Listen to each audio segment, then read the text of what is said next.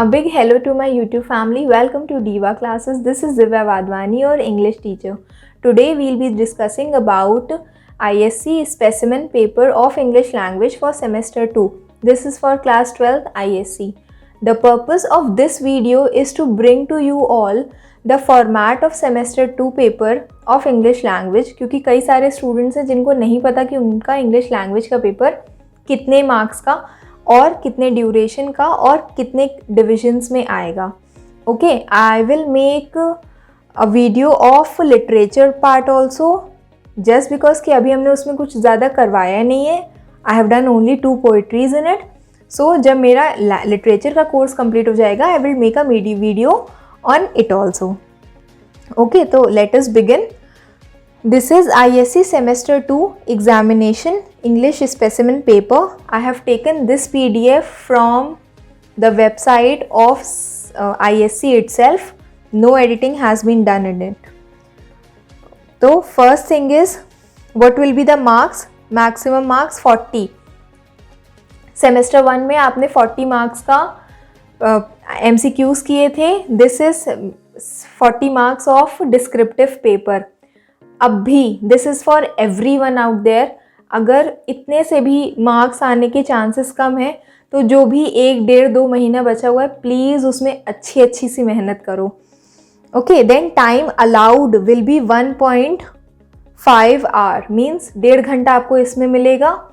ठीक है. फिर next is candidates are allowed additional 10 minutes. You will be given 10 minutes also for only reading the paper. इस time पर आपको question paper पे कोई भी मार्किंग नहीं करनी है, कुछ भी लिखना नहीं है, आंसर शीट पर भी कुछ नहीं लिखना है, सिर्फ क्वेश्चन पेपर को रीड करना है. This time these 10 minutes are very important for you, क्योंकि आप इसमें अपने आगे के जो भी 1.5 घंटे हैं वो डिसाइड कर सकते हो. I have seen many students, वो क्या करते हैं, they will read out the paper, they will sit silently. फिर उसके बाद जब क्वेश्चन एक्चुअली आपको क्वेश्चन लिखने की बारी आती है तो दे आर जस्ट थिंकिंग कि हमको क्या लिखना है. तो don't do this. Frame your things. अभी तो आपके पास फिर भी कॉम्प्रिहेंशन और फंक्शनल ग्रामर नहीं है. यू आर ब्लेस्ड कि आपको सिर्फ इतना सा पार्ट मिल रहा है. इतने से पार्ट्स में आपको सिर्फ यही सब चीज़ें करनी है. तो उसमें अपने अकॉर्डिंग उन 10 मिनट्स में चीज़ों को फ्रेम करो. ठीक है. फिर है all questions are compulsory. Intended marks are given in brackets. The very first question, it is of how much marks? 20 marks. Write a composition in around 350 to 400 words on any of the following subjects. See, पहली चीज 350 to 400 words. प्रेसी आप लोग लिखना जानते हो. प्रेसी around 50 words की भी प्रेसी अगर देखा जाए तो बहुत ज़्यादा, हाफ पेज वो लेती है. बड़ी हैंडराइटिंग की हम बात कर रहे हैं, हाफ पेज वो लेती है. एक पेज फिर भी 100 से ज़्यादा वर्ड्स उसमें होते हैं. बहुत मैक्सिमम 3 पेज. ठीक, दैट विल सफाइस. कुछ बच्चे होते हैं 1.5 पन्ना लिख दिया, 1 पन्ना लिख दिया, कुछ नहीं समझ में आ रहा है, आधा पन्ना लिख करके. Please don't do this. जितना ऐसे आता है आपको, जितना भी आप अच्छा एक कॉम्पोजिशन लिखोगे, क्योंकि ऑब्वियसली 20 मार्क्स मतलब हाफ ऑफ द पेपर आपका सिर्फ कॉम्पोजिशन से ही रिलेटेड है. ओके, तो do a thing, plan it out in your part, in your 10 minutes. और बाकी के आवर्स, बाकी जो टाइम आपको मिला हुआ है उसमें उसको लिखो, जितने अच्छे से उसको लिख सकते हो. Frame your essay, frame your composition and write it out. Maximum I would say 4.5, minimum at least 2.5 pages. 2 pages, क्योंकि ISC की जो क्वेश्चन पेपर, जो शीट्स होती हैं, आंसर शीट्स होती हैं, वो इतनी बड़ी A4 के अकॉर्डिंग होती हैं. तो प्रैक्टिस किया करो. आपके पास जितनी भी बुक्स हैं उसमें प्रैक्टिस पेपर्स होंगे ऑब्वियसली, तो उसको ले करके उसको प्रैक्टिस करो, या प्रीवियस पेपर्स प्रैक्टिस करो. एटलीस्ट 2.5 पेज का मिनिमम ऐसे लिखा करो. मैक्सिमम 4.5 बस. Then you are reminded that you will be rewarded for orderly and coherent presentation. Orderly and coherent की हम मीनिंग लिख दें यहाँ पर, लॉजिकल. ठीक है. ऑर्डरली इन द सेंस कि आप अगर कोई भी नरेटिव ऐसे या इन जनरल कोई भी ऐसे लिख रहे हो तो उसको आप ऑर्डर में रखो। अगर मुझे बताना है कि मैंने साइकिल चलाना कैसे सीखा, तो ऑब्वियसली आई विल स्टार्ट कि मुझे नहीं आता था, मैंने किसी को बोला, उसने मुझे एक टाइम दिया, मैंने उस टाइम पर सीखा, मैं पहले गिरा, मैंने पहले चलाना नहीं सीख लिया, मैं पहले सबको बैठा करके नहीं चलाने लगा, बट मैं पहले सीखा, मैंने गिराया, मैं खुद गिरा, मैंने किसी और को गिराया। तो वो ऑर्डर में होनी चाहिए चीज़ें, ठीक है। Then logical presentation of material, use your brain whenever you are writing an essay, ठीक है। वही चीज़ यहाँ पर सिंपली कही गई है कि coherent presentation means it should be rational, it should be logical with reasons. Then use of appropriate style, एक सिंपल ऐसे एक फॉर्मेट एक ऑर्डर में होना चाहिए। Either it is formal, either it is informal, either it will be in past tense और it will be in your present tense. Past tense और present tense mix भी हो सकता है, बट हर जगह उसको खिचड़ी नहीं पकानी है, ठीक। That is what appropriate style is. Then general accuracy of spelling, punctuation and grammar. For grammar you need to work hard on yourself, okay. Spelling, there are students even being in class 12th भी spelling mistakes करते हैं। Do one thing, tell your friend, आपको रोज एक paragraph दे, dictate करे, आप उसको लिखो, जितना आपके माइंड में स्पेलिंग्स बैठ जाएंगी यू विल बी बेनिफिटेड। आप उसके बाद मिस्टेक होती है, फिर से हम उनको 5 टाइम्स लिखेंगे, मुझे वो चीज़ याद हो जाएगी।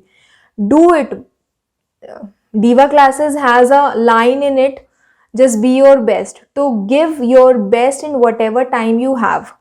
Then punctuations, obviously हर लाइन अगर स्टार्ट हो रही है वो कैपिटल से हो रही है, कहाँ पर फुल स्टॉप्स हैं, कहाँ पर कैपिटल है, वो सारी चीज़ें आपको पता होनी चाहिए।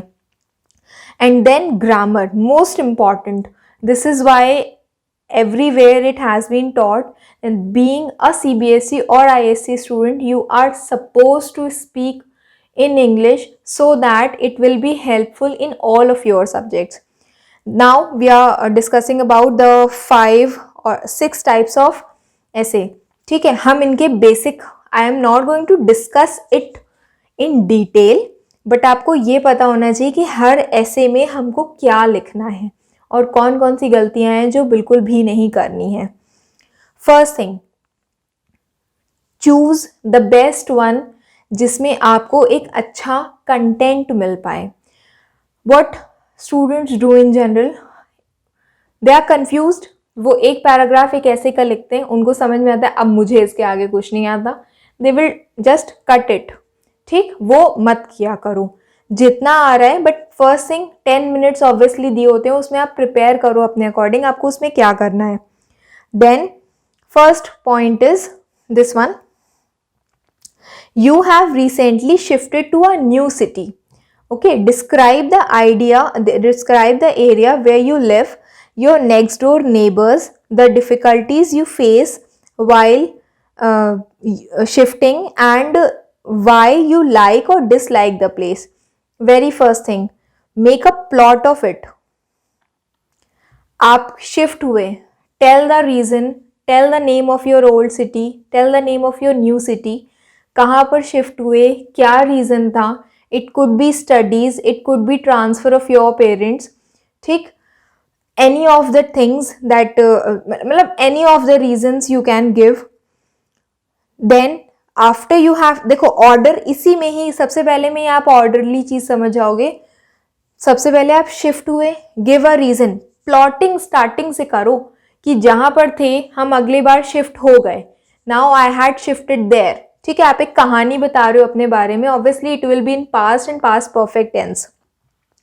Then describe the area where you live, now you are describing the area, the first thing is plot, then you will describe the area जहाँ पर आप रहते हो। अब योर नेक्स्ट डोर नेबर्स कैसे हैं, डिफरेंट टाइप के नेबर्स होते हैं, मतलब this is some general thing कि आप उसको मेंशन कर सकते हो. Some are very sweet neighbours, kind neighbours, कुछ लड़ते रहते हैं हमेशा, कुछ आपको डिस्टर्ब करते हैं, कुछ आपके साथ बहुत ज़्यादा काइंड और फ्रेंडली हैं. There are a few neighbours जिनसे आप बिल्कुल नहीं बात करते हो. तो everything you can mention in it. Then difficulties you faced while shifting. हो सकता है कि कई सारी इश्यूज आपको, कई सारे आपको हर्डल्स आए हों शिफ्टिंग के टाइम पर. Tell the reasons and then why you like और dislike the place. One thing, this is your introductory or first paragraph. This will be your second paragraph. This will be your third paragraph, your fourth and your fifth. ठीक, इतना difference रखा करो. एक paragraph बहुत maximum 6 to 7 lines, वो भी हम बहुत ज़्यादा बता रहे हैं, बट ये नहीं कि एक बड़ा सा, मतलब एटलीस्ट अगर एक A4 शीट है तो उसके कम से कम आई एम टेलिंग कि एटलीस्ट 3 पैराग्राफ्स होने चाहिए. बहुत ज़्यादा आप उसमें इंक्लूड कर सकते हो. ठीक, this is how you are going to write this essay, first one. Then next is narrate your experience. Narrate an incident from your own experience when you helped someone. I'm marking this line. Helped someone to prepare a meal. Explain what you did, what you gained from this experience. बच्चे ऐसे essays में क्या गलती करते हैं, वो पूरा topic ही change कर देंगे. You have gone there to help someone else. आप खुद कोई मील नहीं प्रिपेयर कर रहे हो. Keep it in mind. एक ऐसे को जब आप 10 मिनट्स आपको मिल रहे हैं, आप तब भी उसको पढ़ो. जब आप उस ऐसे को लिख रहे हो और 10 बार उसको पढ़ो. और हो सकता है कि कोई चीज़ आपसे मिस हो जा रही हो, read it again and again. ठीक है. तो first thing is you have to tell an incident. कोई भी इंसिडेंट इन जनरल आप ले सकते हो कि फर्स्ट टाइम आपके घर पे आपने जब किचन में, इन केस आपके पेरेंट्स बनाते हैं, सिस्टर या ब्रदर कोई भी खाना बनाता हो, तो उसको आपने फर्स्ट टाइम जब हेल्प किया, अपने अकॉर्डिंग आई एम टेलिंग कि फर्स्ट टाइम आपने हेल्प किया उनको, तो tell that experience. An incident from your experience, कि जो भी आपके इतने सारे एक्सपीरियंसेस थे. When you helped someone to prepare a meal, you have helped someone. Okay, now here also you will make a plot कि अगर आप किसी को हेल्प कर रहे हो तो क्यों ऐसे ही नहीं किचन में जा करके हम किसी की मदद करने लगेंगे, but you need to plot कि हाँ कोई गेस्ट आए थे, you wanted to go to help your mother and so you went there, she asked you to do this and this thing. Now here also put some general things. You don't know where the things were and you then started finding it out. कुछ ऐसी चीज़ें, कुछ interesting सी चीज़ उसमें लिखो कि मैंने जब उसको उठाया, when I went to pick that up, a thing fell down and there where whole mess started. ठीक है. और उसको पूरी तरह से आप एक्सप्लेन करो, खींचो उसको, अच्छे सेंस में उसको खींचो, स्ट्रेच करो कि हाँ रीडर जो भी है, जो पढ़ रहा है, उसको भी इंटरेस्टिंग लगे उस स्टोरी को. बीच में नहीं, इन जनरल हाँ मैंने मदद किया, खाना बहुत अच्छा बन गया, ख़त्म स्टोरी, कुछ है ही नहीं उसमें एक्स्ट्रा बताने के लिए. तो don't do that. Then explain what you did. आपने क्या किया. ठीक है. This is your role. What you did, आपने वहाँ उसमें क्या किया, and what you gained from this experience. Again different paragraphs will be there, तो आप उसके अकॉर्डिंग इसको ले सकते हो कि अलग अलग मतलब आपको इससे क्या सीखने को मिला. ठीक. Then third one, argumentative, always my favourite. मतलब when I was this much small, तो I always use to attempt this and mostly बच्चे यही अटेम्प्ट करते हैं. कुछ चीज़ें इसके बारे में भी जान लो. जैसे इसमें लिखा है international sports promote friendship between Nations. बहुत सिंपल सी चीज़ दी गई है, फॉर और अगेंस्ट. आपको दोनों चीज़ें नहीं लिखनी है. Choose either this. ठीक. एक चीज़ उसमें से चुनो, या तो उसके फेवर में लिखो तो पूरी चीज़ फेवर में लिखो. हम फिर भी कहते हैं 2-3 लाइन्स आप उसके अगेंस्ट में डाल सकते हो, बट उसको पलट दो. ठीक है. उसको सिंपली फोल्ड बैक कर दो कि अगर आप फेवर में लिख रहे हो कि that yes international sports promote friendship between Nations, आप उसकी अच्छाइयाँ ही लिख रहे हो. अगर आप उसकी 2 बुराई भी लिखोगे तो इसको जो फेवर वाला पार्ट करे उसको ओवर पार कर लेने दो। मतलब टेक वन स्टैंड ओनली, दोनों साइड पर मत भटको। दूसरी चीज, इन सारे सेंटेंसेस में, इन सारे एसेज में, आर्ग्यूमेंटेटिव्स में आई और वी का यूज नहीं होता है, यूजुअली नहीं होता है। हम अपने बारे में नहीं, हम इन जनरल स्पोर्ट्स के बारे में बता रहे होते हैं, इंटरनेशनल स्पोर्ट्स के बारे में। तो यूज़ दोज आर्ग्यूमेंट्स कि हाँ वो कम्युनिकेशन, बेटर कम्युनिकेशन लाता है इंटरनेशनल स्पोर्ट्स, फ्रेंडशिप लाता है, it helps in knowing people, in getting together so that countries meet, they have a cordial relationship, they don't fight with each other, that is very healthy competition। तो ये सारी चीज़ें आप उसमें mention कर सकते हो, and that too in order. सबसे पहले introduction and conclusion. International sports में क्या क्या चीज़ें आती हैं, बच्चे इंट्रोडक्शन में ही कंफ्यूज रहते हैं कि हाँ हमें इंट्रोडक्शन में क्या लिखना है। इन जनरल पूरा एक टॉपिक है, उसका एक छोटा सा टॉपिक उठा लो, एक्सप्लेन करो उसको कि आप टॉपिक से क्या समझते हो, क्या होते हैं इंटरनेशनल स्पोर्ट्स, वो सारी चीज़ें उसमें लिखो। फिर उसके बाद what it helps to do, how it helps to do it, and what are the good things, pros and cons हर चीज़ के होते हैं। तो अगर आपको इसके बेनिफिट्स ही लिखने हैं तो आप सिर्फ उसके बेनिफिट्स लिखो, and then final conclusion, what you think actually it is a good thing or a bad thing। then lockdown. Lockdown पर तो आपके पास एक भंडार है लिखने के लिए। the last 3 years, 2020 से शुरू हुआ किस्सा, 2021, 2022, even now अभी भी नाइट कर्फ्यूज एंड ऑल सब चल रहा है, ठीक है। तो लॉकडाउन के लिए आप बहुत सारी चीज़ें उसमें लिख सकते हो। हर पहलू को अगर एक वर्ड, 1 वर्ड वाले होते हैं ना, just find the different directions. जैसे ये कहाँ गया, वेयर इज माई कर्सर, जैसे ये एक वर्ड दिया है lockdown, what is the spelling of lockdown, okay wait let me delete this and write it again. This is, हम इन जनरल एक सेंटेंस वर्ड बता दे रहे हैं। You whenever a 1 word comes, आप उसको ऐसे लिख सकते हो, डिफरेंट डिफरेंट एस्पेक्ट्स जोड़ लो उसके। What is this happening, different different aspects जोड़ लो उसके, ठीक। GDP, online, Zoom, Google Meet कोई जानता नहीं था, फिर भी वो सारी चीज़ें बहुत बूस्टअप हुई हैं। उसके बाद online classes, work, gaming, everything has had gone a boost। then unemployment, ठीक है, अभी इन जनरल बता रहे हैं, इसको बता रहे हैं कैसे लिखना है। अनएम्प्लॉयमेंट, देन स्टडीज, ठीक, एग्जाम्स, खतरनाक, आधों के तो कैंसिल ही हो जाते हैं, ठीक है। देन जीडीपी, ठीक, जीडीपी मीन्स इंडिया में जब ट्रेड ही नहीं हुआ है इतना, बाहर चीज़ें गई ही नहीं है, आई नहीं है, तो उसकी जीडीपी भी बहुत हिट हुई है। मतलब सी राइट ओनली दोज थिंग्स जिनके बारे में आपको नॉलेज हो, श्योरिटी वाली नॉलेज हो। Very first thing, this lockdown क्यों हुआ, कब से हुआ, then what were the good things that happened, कौन कौन सी इंडस्ट्रीज हैं जो बहुत पीक पर गई हैं, ठीक है। ऑनलाइन बिजनेस बहुत ज़्यादा हाइक पर गया है। देन हाउ मैनी, अभी हम सिर्फ पॉजिटिव चीज़ें बता रहे हैं, फार्माक्यूटिकल्स इंडस्ट्री बहुत हाइक पर गई है, ठीक। उसके बाद ऑनलाइन बिजनेस, ऑनलाइन स्टडीज़ बहुत ज़्यादा इसमें इम्प्रूव हुई हैं। फिर उसके बाद next you will write internet service providers बहुत ज़्यादा हाइक पर गए हैं।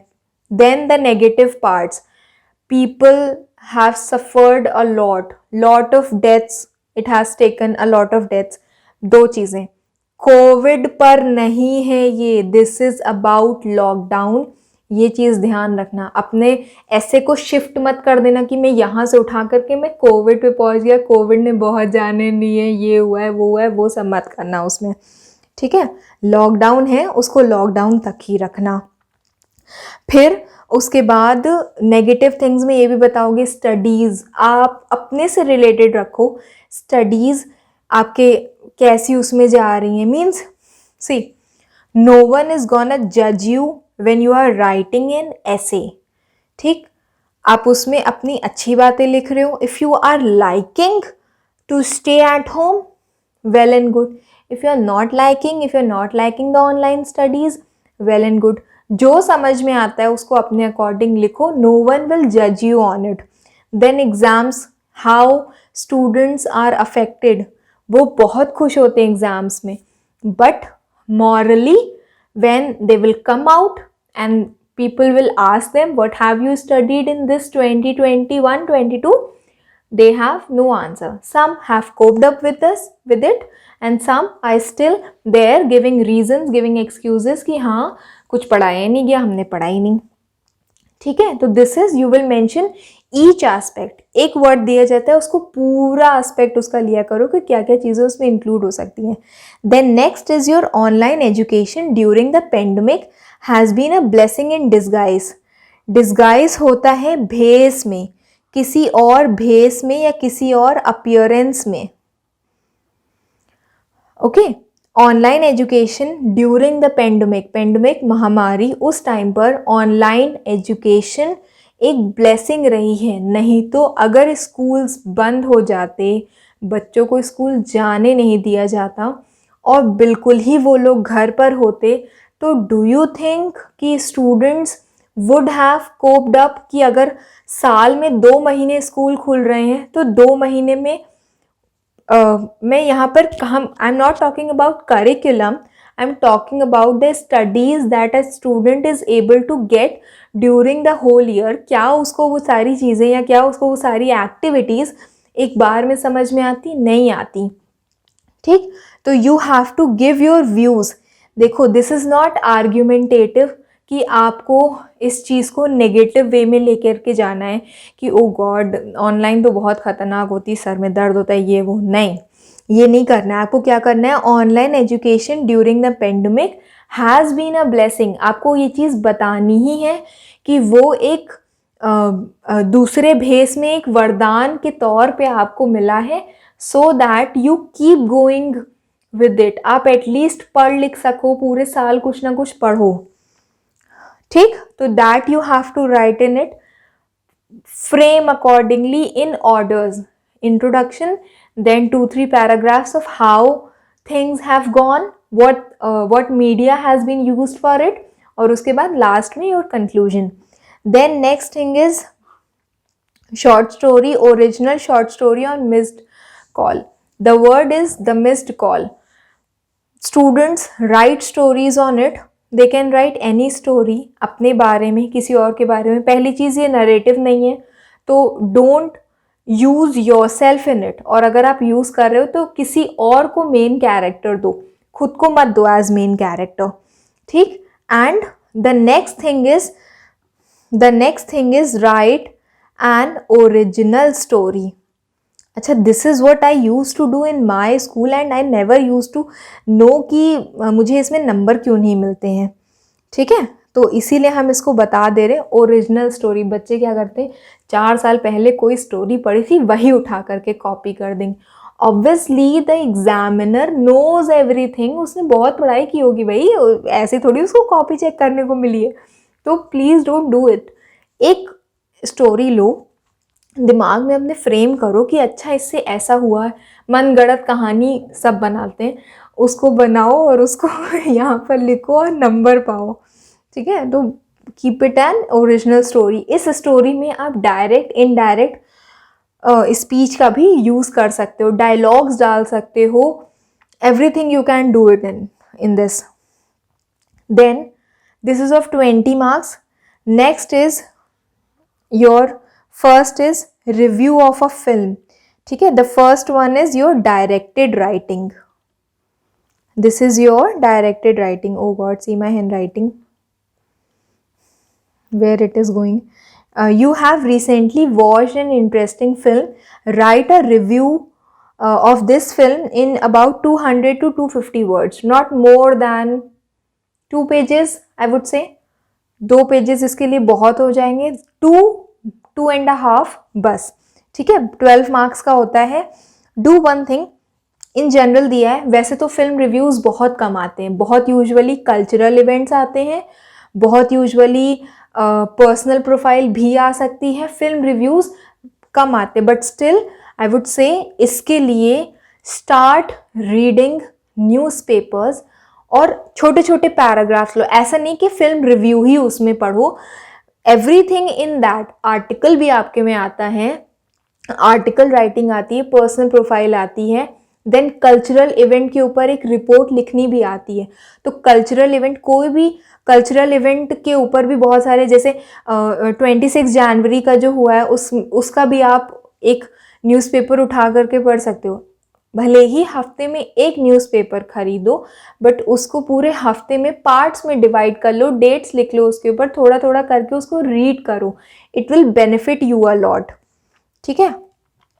तो this you will write at least 1 film review, properly उसको प्रिपेयर कर लो कि what are the things in it, name film का, डायरेक्टर, एक्टर्स कौन थे, टाइप ऑफ फिल्म, कैसी ये फिल्म है, plot, quality of direction, acting, cinematography, costume, set, reaction of audience, recommended and not recommended, कि देखनी चाहिए कि नहीं देखनी चाहिए।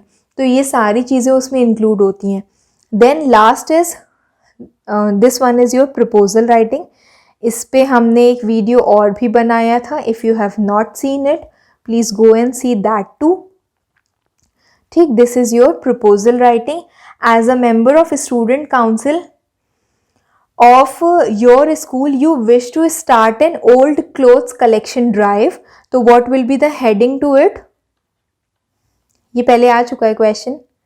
Proposal for old clothes, capital में जाएगा वो, what happened,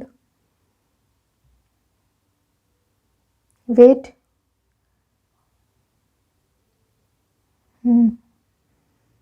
जूम हो गया ये, zoom, wait wait wait wait wait, sorry for the disturbance. Clothes, ई गायब हो गया, ई, proposal, wait, proposal for old clothes drive, old clothes collection drive, okay. ई उसमें से गायब है, अब हम उसको अभी नहीं लिख सकते हैं because my application does not allow me to do that. Okay, I am deleting it. तो what is given here कि एक as a member of a student council of your school you wish to start an old clothes collection drive, तो इसमें आप heading क्या mention करोगे, proposal for old clothes collection drive, then you will mention they are to be donated to the orphanage nearby. Write a proposal in not more than 150 words stating the steps you would take to make it a success. Okay, तो सबसे पहले इसमें heading mention करोगे कि means in general purpose लिखोगे कि हाँ ये चीज़ कैसे की जाएगी, क्यों की जाएगी, what is your purpose of doing it, means you want social, you want your students to meet the other students and so that they can also know what the life is all about, how it will benefit, objectives इसके क्या हैं, it will be a drive of social cause so that there can be a spirit of sharing and togetherness among the students of your school, ठीक। उसके बाद next इसमें है list of measures की कहाँ पर किया जाएगा स्कूल में, how it will be done, बच्चे कैसे, जैसे आप कोई टीचर इंचार्ज रख दो, teacher in charge will go to the classes, they will tell about the benefits of it, then on 2-3 days की आप ड्राइव रखोगे जिसमें स्टूडेंट्स एक पर्टिकुलर प्लेस पर आएंगे, सारे अपने जो भी क्लोथ्स हैं रजिस्टर करेंगे अपना नाम, and they will give the clothes in that box whatever would be kept there, okay। Teacher incharges इसके कौन कौन होंगे, तो ये सारी चीज़ें आप उसमें लिखोगे, क्या क्या चीज़ें उसमें इंक्लूडेड होंगी वो भी आप उसमें लिखोगे, मतलब क्या क्या चीज़ें वो दे सकते हैं वो भी आप उसमें लिखोगे, Then last concluding line, I hope the proposal will be accepted so that it becomes a reason, a good cause, a good social cause, and students are benefited with it. Students have a feeling of togetherness in it because of this. Okay, this is how your proposal writing will be completed. So it will be of 8 marks. It will be of 8 marks, and your directed writing will be of 12 marks. Okay, 20 marks ये and 20 marks will be for your essay. I hope you have understood how your paper will come, how you have to attempt it. If still you have any problem in any of the topics of English, please mention in the comment box and we'll surely gonna work on it. Till then, just be your best.